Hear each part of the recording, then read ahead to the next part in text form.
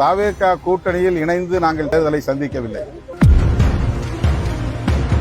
நாங்கள் இன்னொரு கூட்டணியில் திமுக கூட்டணியில் இடம்பெற்றிருந்தோம். அந்த கூட்டணியில் 2 இடங்களில் நாங்கள் வெற்றி பெற்றோம். ஆட்சி அமைப்பதற்காக மட்டுமே நம்முடைய ஆதரவை நல்குவது என்கிற நிபந்தனையற்ற ஆதரவை நாங்கள் நல்கினோம்.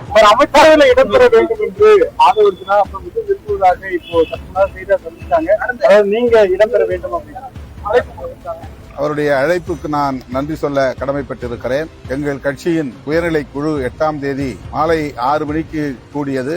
ஆன்லைன் கூட்டமாக அது நடைபெற்றது. இணைய வழியில் 9 மணி அளவில் அது நிறைவு பெற்றது.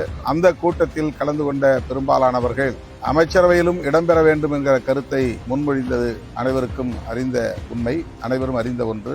ஆனாலும் நிறைவாக தலைவர் எடுக்கிற முடிவுக்கு கட்டுப்படுகிறோம் என்ற உறுதியை தந்தார்கள். அதன் அடிப்படையில் 9ஆம் தேதி பொதுச் செயலாளர்கள் 2 பேரோடும் கலந்து பேசி ஆட்சி அமைப்பதற்காக மட்டுமே நம்முடைய ஆதரவை நல்குவது என்கிற நிபந்தனையற்ற ஆதரவை நாங்கள் நல்கினோம். பதவியேற்புக்கு பிறகு வேளச்சேரிக்கு வருகை தந்த திரு விஜய் அவர்கள் தம்முடைய விருப்பத்தை வெளிப்படுத்தினார். அதை இப்போது மீண்டும் வெளிப்படையாக ஆதவ் அர்ஜுனா அவர்கள் வழிமொழிந்திருக்கிறார். இது குறித்து எமது முன்னணி பொறுப்பாளர்கள், பொதுச் செயலாளர்கள், மாநில பொருளாளர், முதன்மை செயலாளர் போன்ற முன்னணி பொறுப்பாளர்களோடு கலந்து பேசிய பின்னர் எங்கள் முடிவை அறிவிப்போம். ஆட்சியில் பங்கு, அதிகாரத்தில் பங்குதான் கொள்கை.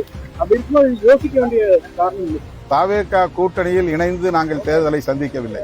நாங்கள் இன்னொரு கூட்டணியில் திமுக கூட்டணியில் இடம்பெற்றிருந்தோம். அந்த கூட்டணியில் 2 இடங்களில் நாங்கள் வெற்றி பெற்றோம். தவேக ஆட்சி அமைப்பதற்கு 2 இடங்கள் மட்டுமே தேவை என்கிற நிலையில் எங்கள் ஆதரவை நாங்கள் நல்கினோம்.